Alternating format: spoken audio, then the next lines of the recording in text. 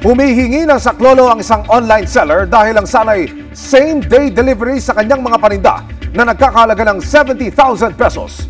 Lumabas na order completed pero hindi naman nakarating ang mga ito sa naka-pin na drop-off point.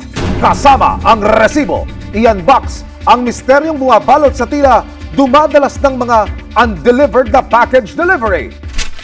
September 24 nang mag-book sa isang online delivery service provider ang online seller na si Jarmin mula Binondo, Maynila. Ipapapick up sana niya ang kanyang mga shipment na sapatos na nagkakalaga ng mahigit 70,000 pesos sa isang warehouse sa Parañaque City. Hindi kalaunan, driver found na raw. Agad daw na kinuha ng na-book niyang driver ang kanyang personal information. Kabilang na ang detalye ng mga for pick-up na parcel. Pero ilang saglit pa, laking gulat na lang ni Jarmin nang bigla na raw naging order completed na ang kanyang delivery. Kahit pa, hindi pa naman ito nakararating sa final destination. Paano po kayo na-biktima nitong ganitong klase ng modus po? Nag-book po ako ng truck para i-deliver ang aking mga parcel galing sa aking supplier. And then dapat i-deliver nila sa akin, ngunit hindi po siya dumating. Sa madaling salita, kinuha po nung na-book ko yung mga parcel na dapat para sa akin. Dito na nalaman ni Jarmin na ang kanyang na-book na driver. Kinuha lang pala ang kanyang detalye at informasyon para makapag-book ng panibagong driver at makuha ang kanyang mga paninda. Hinala ni Jarmin. Nag-book siya ng panibago, pero yung drop-off is sa kanya na, hindi sa akin. Paano niyo po posibleng nagawa yun? Meron po siyang account na hindi sa kanya nakapangalan. Maaaring nabili niya o maaaring na-hack or most possibly po nabili. Sa makatwid, parang ninakaw yung identity o yung detalye ng isang tao. Yes po. Ang sister, para naman hindi raw ma-offend si Jarmin, sinubukan pang magpaalam ng driver na sa kanya na lang daw ang mga parcel. Hoy kuya! Ang aga mo naman yatang mamasko! Pero wait, there's more. Dahil si Kuya Driver, may last hearing pa. Nangihingi pa po siya ng pera. Para saan daw yung pera? Gusto niyang bigyan ko po siyang pera para ihatid niya pa rin daw sa akin. May nabasa pa ako rito. Ayan, usapan lalaki. Ano ba yung sabihin nun? Usapan lalaki daw, 1.5. Babayaran ko siya, then i-deliver niya. Para ko sa inyo, gaano ho ito naka-apekto sa inyong negosyo po, sa inyong hanap buhay? Malaki po. Since hindi naman po pinupulot ang pera sa negosyo at pinaghihirapan po yan kada sentimo po ng kinikita dyan, pawis at pagod po. Matapos ang insidente, agad ipinost ni Jarmin sa social media ang naranasang panloloko di umano sa kanya. May nag-message sa aking totoong driver na nag-deliver ng parcel ko. Nakapareham ng resibo ang sinasabing driver na nag-pick up sa mga parcel ni Jarmin sa isang warehouse sa Parañaque City. Itatago namin siya sa pangalang Alan. Depensa ni Alan, nakatanggap lang daw siya ng booking mula sa isa pang account na may detalye at informasyon ni Jarmin at ipinapa-drop ang mga ito sa isang barangay sa Las Piñas City.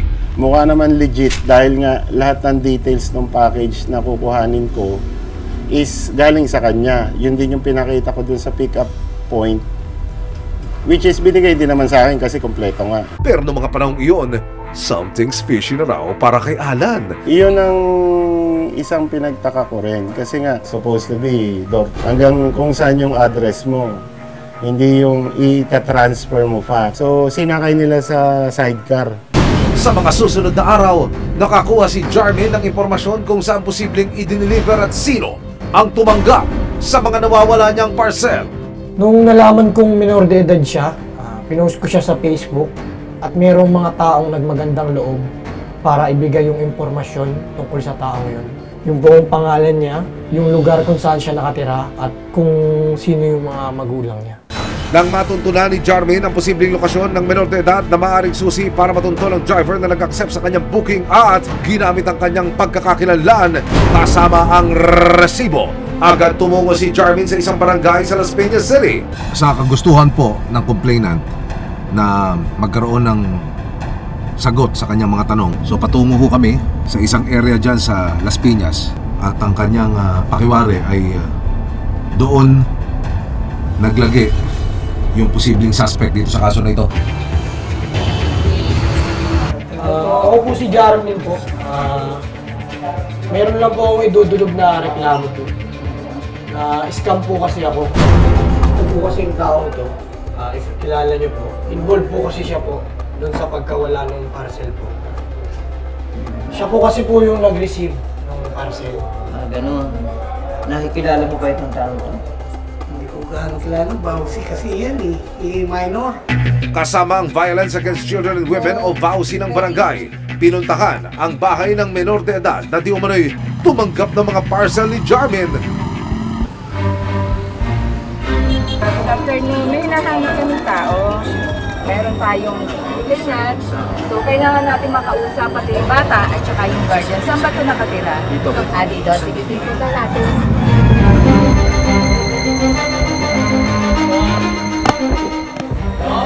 Kuya Dennis mo to. Right. Ito, may ano ka muna, tanungin ka muna uli ni Bawsi. Kasi ganito yung tayo. Wala namang ano po. Ano lang nang sa amin, confirmation lang kung dito nakatira. Yun lang po, wala na ibang tanong. Ayon sa nagpakilalang tiyuhin ng menor de edad, 3 araw na raw hindi umuwi ang kanyang pamangkin. Siya po kasi yung picturean na nag-receive po ng parcel. Hindi ko naman po sinasabing siya po yung may kasalanan. Pero siya po yung makakapagbigay linaw kung ano pong nangyari. Nangako naman ng tiyuhin ng bata na makikipag-ugnayan sila sa barangay sa oras na matunton na nila ang pamangkin. Saan kung may problema na kailangan niya panuntan, kahit naman kasi kasalanan yun eh. Hindi pwedeng sa bahala yun dahil baka mamaya may nakakabyado siyang tao na Pagsisiguro ng barangay, tutulungan nila si Jarmin sa pagtunton sa kung sino man ang nasa likod ng pagnanakaw ng kanyang mga parcel. September 24, nagpasya si Jarmin na magpa-blatter sa barangay kung saan daw hinatid ang kanyang mga paninda. Anong natutunan mo leksyon dito? Na pwede rin i-share mo sa mga kababayan mo? Na maging mapanuri po sa pagtanggap ng ride hailing. Kasi po, minsan po, iba po yung nakapangalan sa kumukuha. Gaya ni Jarmin, na biktima rin daw si Nico ng parehong delivery service provider. August 14 nang mag-book ng rider si Nico para ipa-deliver sa kanyang kapatid sa Quezon City ang laptop at ilang gadgets na nagkakalaga ng mahigit 25,000 pesos. Then yung pagdating niya, binuksan ko pa yung bag para pakita sa yung laptop talaga. Kasi kung hindi ko papakita yung item, mamaya balik ka rin niya kung walang laman yung bag. Mula sa kanilang bahay papunta sa drop-off location, aabot lang daw ng wala pang 30 minutos ang biyahe. Pero Nakita ko yung location niya sa delivery app. Nasa may purview, bandang Caloocan. Out of way. Sumagot pa rin si rider. Sabi, sorry po, malapit na po ako. Di po kasi accurate yung map, sir. Umabot na ng 6 hours, 8 hours. Hanggang 10 hours, wala na to. nang makutuban na ni Nico na posibleng nabiktima na siya ng scam, napansin niya sa CCTV footage na magkaiba ang motor na nag-pick up sa motor na nakarehistro sa application. Yun yung nasa CCTV na ako.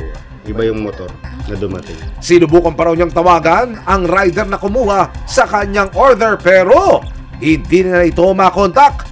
Sana sa delivery app na pinagkatiwalaan ko ng item ko, sana bigyan nyo rin ng protection yung customer mo na dumating sa amin yung item na pinagkatiwala namin sa inyo. Kasi hindi naman biro minsan yung pinapadala namin. Sa investigasyong ginawa ng resibo kung bakit nga ba tila talamak yung ganitong kaso ng pagkawala ng mga parcel o delivery na hindi po nakakarating sa kanilang destinasyon, natuklasan namin itong mga social media post na ito kung saan talamak ang bentahan ng account ng mga rider ng isang delivery and logistics company na ito. Ngayon, aalamin natin kung may koneksyon nga ba ito o nagagamit nga ba ang ibinebentang account para makapanloko ng mga customer. Para magkalinaw at masagot ang mga tanong na buwabagabag sa mga tulad nila Jarmin at Nico, sinubukan naming kunan ng panig ang sinasabing delivery service provider. Pero hindi sila nagpaunlak ng panayam. Ayon sa kanila, prioridad daw nila ang proteksyon ng kanilang mga customer. Dagdag pa nila, patuloy daw nilang papagbutihin ang security features ng kanilang application. Dumulog ang resibo sa Department of Trade and Industry na nangangasiwa sa proteksyon ng consumer rights. Sinuguro nilang iimbestigahan nila ang pangyayari at may karampatang parusa ang kumpanya at partner drivers kung sakaling mapatunayang may mga violation o pagkukulang sa nakatalagang sistema ng delivery service provider.